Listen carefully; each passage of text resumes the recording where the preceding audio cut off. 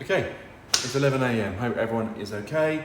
Welcome to the final cook along till whenever.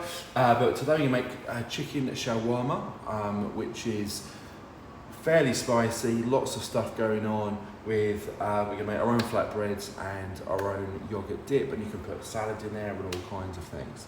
Fairly easy, so let's go with it. So first of all, I have the chicken. I've got some chicken thighs, or chicken thigh fillets. It's going to open. Just by the way, I saw something on Facebook the other day, don't wash chicken. Alright, now people do sometimes, but don't. It does say on the packet, don't. Purely because if you wash it, the spray can go around the sink, you can't see it, and then you might get food poisoning later on. I'm fine, Zara, thanks for asking. Okay, so all the chicken goes in, like that. If you've got chicken breast, whole chicken breast, I would at this point, so imagine my hands are the chicken breast, get a knife and slice it through so you have two then thinner bits, because you want the marinade to soak in.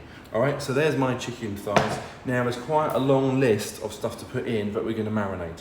All right, so the plan of action is gonna get us marinating, do the bread, go back to this, sorted. All right, so we've got chicken in there. So whether you've got chicken thighs, if you have chicken thighs with a bone in, I wouldn't worry too much. You can probably leave the bone in and cook it with the bone. It's cooked in the oven. If you've got chicken skin on, I probably would take that off. Just rip it off, peel it off, because you want the marinade to go into the flesh rather than the skin, if that makes sense. All right, so here we go. So first of all, we're going to put in 120 mils of olive oil. That just goes into the chicken like that. I know it looks like a lot. Let me just move this over here actually so you can't see.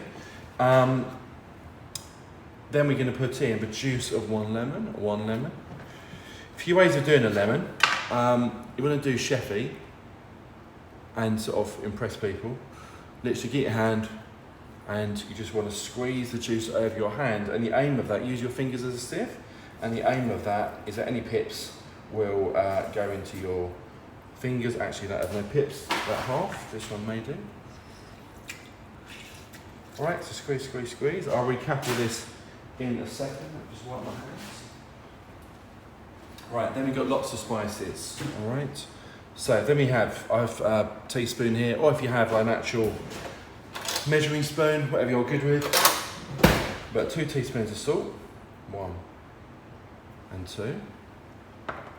We've got 1 teaspoon of cumin. All right. When it says teaspoon, just by the way, it doesn't mean that, it means a flat one. All right, so let's take that off a little bit. So 1 teaspoon of cumin. Put this over here. 1 teaspoon of coriander, ground coriander. 1/2 teaspoon of pepper, which I have here. Just 1/2 teaspoon of that. As you can see, it's going to be fairly kind of spicy. Ground turmeric, that's actually a root turmeric, and it's ground up. It's more about colour. It doesn't have masses of flavour, but it does give that colour, that kind of nice orange colour. 1/4 teaspoon, so not much of cinnamon. Cinnamon's a sweet spice, but in certain cooking it is used, like in Turkish cooking such as this, it is used. So 1/4 teaspoon. What 1/4 teaspoon in reality means, it's just like that, it's like the tip of a teaspoon. Goes in there. And cayenne pepper. Now, could I find cayenne pepper this morning? No, I couldn't. So I've got paprika, very similar, both from a ground pepper. All right, and that's going to give a little bit of heat, but just 1/4 teaspoon. You could use chilli, chilli powder, but I've just got paprika because I've got paprika. All right. What we've also got to do, put some garlic in. So here's our garlic bulb. We need to chop these nice and fine. So just a reminder, that's the garlic bulb. Lean on it. All your weight. Also, I've got more weight than you. And it should, this one's been stubborn, it kind of breaks the spine and it just makes life a little bit easier to take out. Now, this actually is a pretty good garlic bulb, this one. Nice juicy cloves. So, there we go. So there's my 3. Let me just get rid of this and I will peel them. We need garlic later actually, so let's leave that just there for a minute. Right, so a reminder, I'm doing this in the air so you can see, but to do garlic, you want to take the end off, Take the other end off. And you're going to kind of basically peel it. It depends on the garlic. Some garlic peels really easy. Others it is something of a pain to do. Okay, that wasn't too bad. All right, so let's do that with all three. And what we will then want to do, if you have a garlic crusher, which I actually hate in my kitchen at work, I actually just got rid of the garlic crushers because you actually get more garlic in the crusher than in the food itself. But I'm just going to show you how to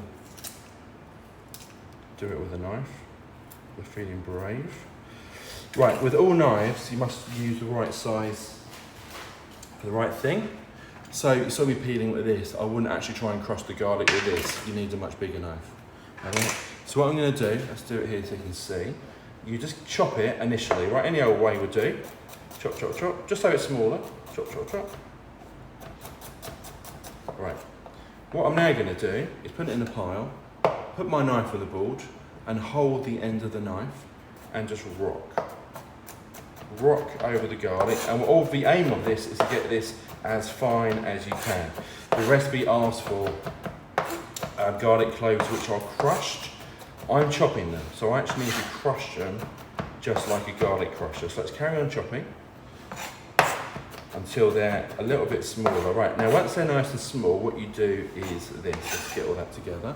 Hold your knife flat. This is not dangerous because that's a sharp end. You're going to hold the blunt end here. And you put the knife flat, and you're literally going to use the weight of the knife to squidge the garlic on the table. Some people use salt. You can put some salt in, and that gives some abrasion. It makes it easier. The problem is with adding salt is that then you're adding salt, and you know we've already added salt to this, so otherwise it might make it too salty. Let me just do that again. So do it a few times. Squidge, squidge, squidge. And rather than chopped garlic, hopefully you can see we have some nice crushed garlic. Just there, okay? So that goes in. So, quick recap, 120 mils, if I show you that, 120 mils of olive oil, juice of 1 lemon, 3 garlic cloves, some salt, 1 teaspoon of cumin, 1 teaspoon of coriander, half a teaspoon of black pepper, a quarter teaspoon of cinnamon, a quarter teaspoon of cayenne pepper. I used chilli. And you've got chicken thighs or chicken breast. Right, hands in, give that a mix, like that. Okay, now what you can actually do is you can actually put these in the fridge for 2 hours plus, overnight as well, and that will actually make the flavour will soak in. So, what we're now going to do is we're actually going to get the yoghurt sauce made. We may as well because we've got the board out.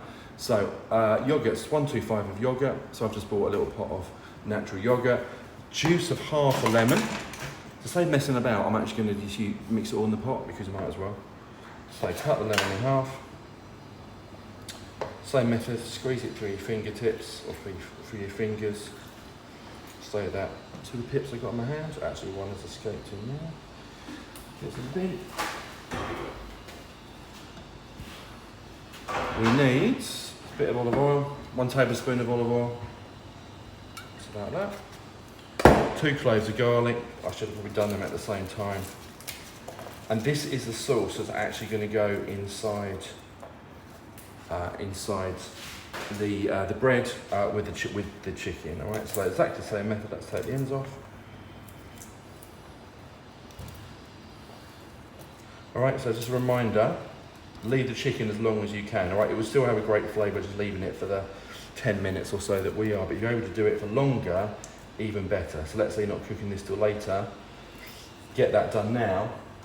And the dip as well, actually, and you can even start making the bread up to cooking it, and then that will have a much, deeper and a more complex flavour. So let's crush the garlic again. So chop.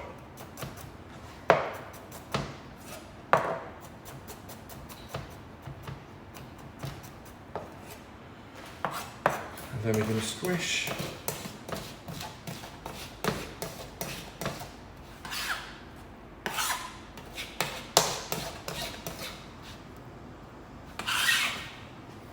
Goes in. Oh, spilt some oil there. We clean down all the time. And then finally, we just need a little bit of salt, pinch of salt, and a pinch of crushed chili flakes. Just give it a little bit of a zing. Do not go mental because you will know about it if you're too generous with the chili flakes. Right. So give that a little mix. And that is the yogurt sauce made, which is going to be a great accompaniment with mix, mix, mix, mix, mix.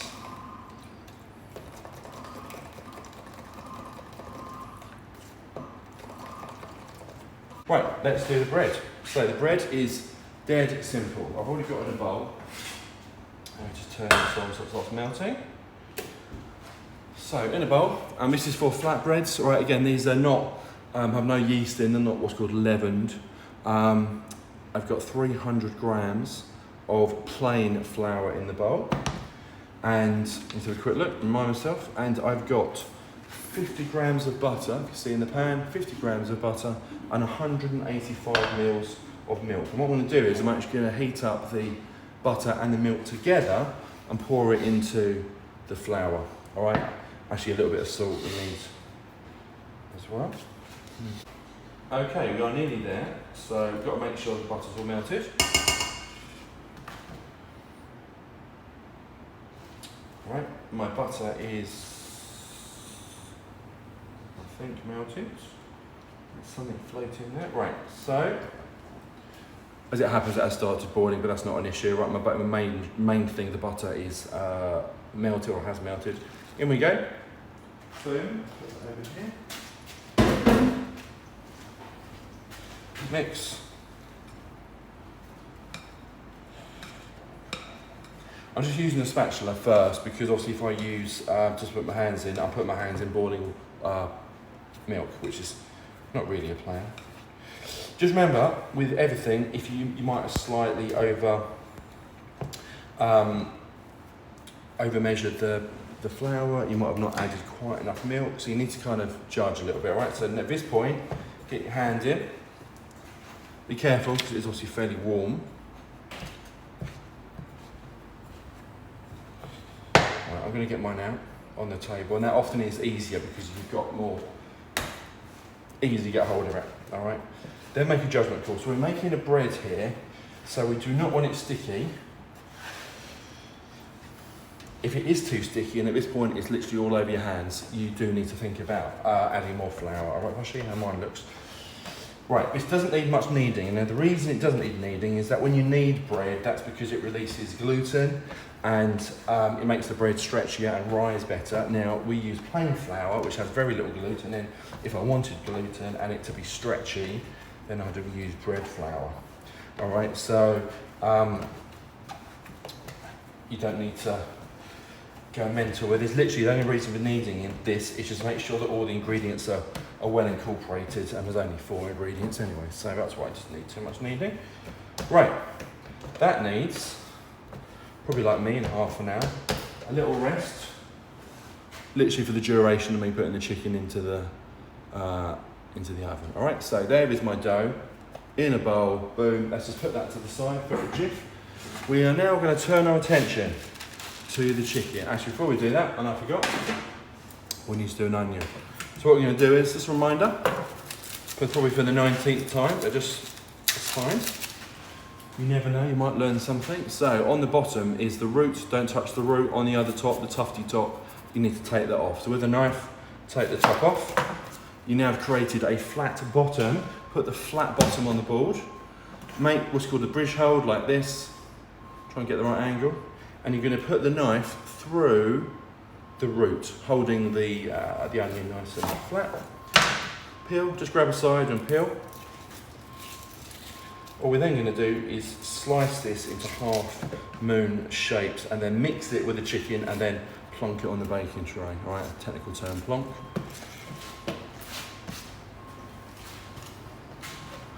Okay, so let's chop the onion.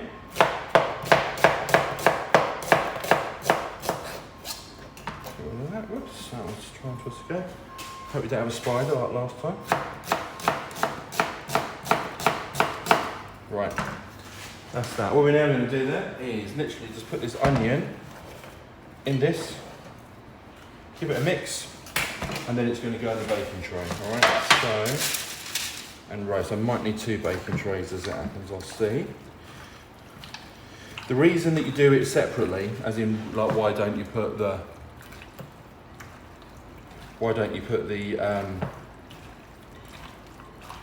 now. Why don't you put the onion in with the chicken? Sorry, is that it would actually flavour the chicken? It'd be too strong chicken. So there we go, just on a baking tray. I'm probably gonna need 2 baking trays actually, looking at this. This is gonna be cooked for around 30 minutes, all right? So we want it nice and brown. Ignore that crunchy noise, that's someone emptying the bins outside. Now actually these onions, I'm just gonna chop those in and around. You'll sort of kind of see that it looks like a lot of olive oil to start with, but it does kind of soak it up actually. I know that's worked quite well with amounts. Let's watch my mix again.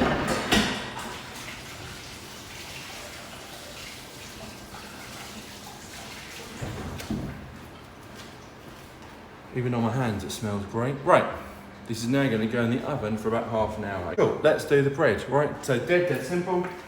We're going to get ourselves a frying pan.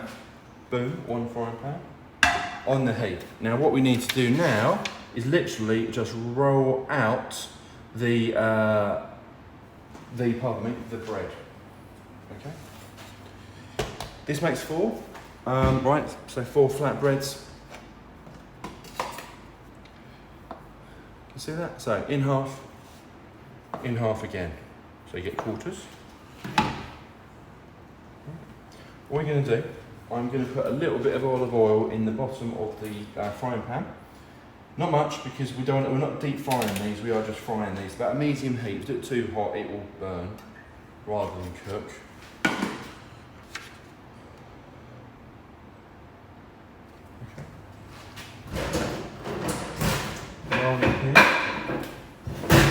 Okay, make a judgment call here. You might need a little bit of flour on the table,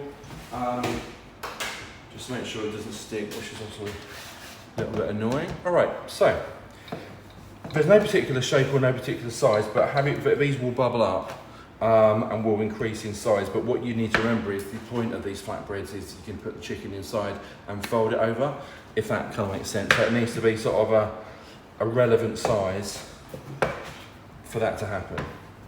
All right, that's probably all right, I thought. Sort of like small pizza, individual pizza size, I guess. You need the pan to be hot when this goes in, because if you don't hear it sizzle when it goes in, it's not gonna cook properly. It's gonna soak up all the oil and become greasy. If you see now the oil's gone in, pan's hot and it's smoking, that's what you want. So here's one, straight in, sizzle, sizzle. And what you should start to see is then it will puff up because of the heat.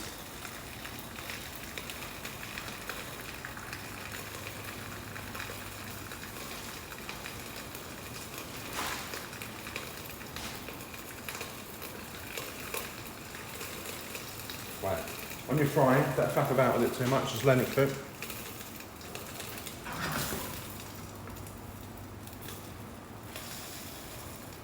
Going to give that about a minute, then we're going to turn it over, do the other side, and then boom, we're great. We're going to then carry on cooking the other ones. At that point, I'll leave you for like 20 minutes and then come back just for the final assembly. Okay?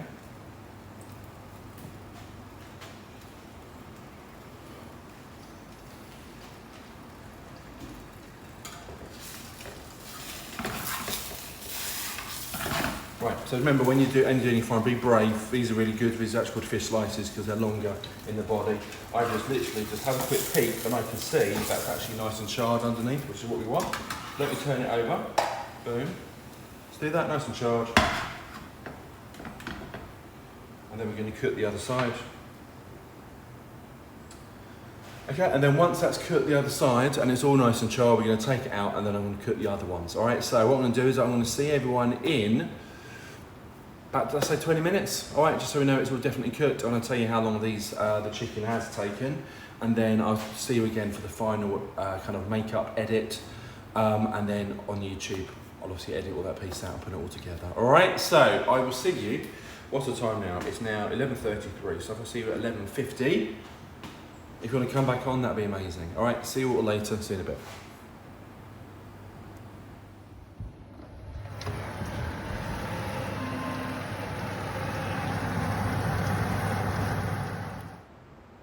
Welcome back. So the timer has gone off, but I've left it a few minutes longer because what we're looking for is it to be a little bit charred. All right, so let me take them out of the oven and we can have a look. So it's actually been about 35 minutes now, so I'm going to turn the oven off at this point. Face out of the way and you get a nice sauna. All right, so what we're actually looking for here, you see, is a nice char bit. And just put that there for 1 sec. Okay, that actually is it. So let's take some off. Just turn it around, otherwise that's going to land on the floor. That'll be good. So we have our wraps. You can have any kind of salad or no salads, all right? So I've got some cucumber, you can have tomatoes, you can have lettuce. I've got the sauce, don't remember, a little bit of yogurt, some olive oil, some salt, some chilli, and half a lemon. Dead simple, as a little kind of drizzling sauce. This is obviously hot, so you need to be careful. But what you need to do first of all is take off a thigh or a breast, whatever you got, and just want to slice it up slightly, all right? You don't want big chunks of meat. It depends how much you've done, but I probably think you put a couple of thighs per wrap is loads. So 1 wrap. Let's put in some of our chicken. Let's put in some of our, probably need a spoon, but I'll make do. Let's put in some of our onions, which have all soaked up that flavour as well.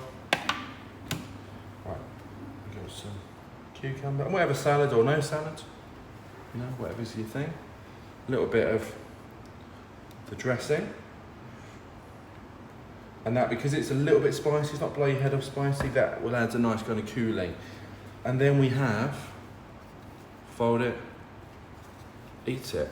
How amazing does that look? Spicy, not too spicy, amazing. All right, so, and you've got absolutely loads here. I don't normally do this, I'm gonna try some, so I'm a bit peckish.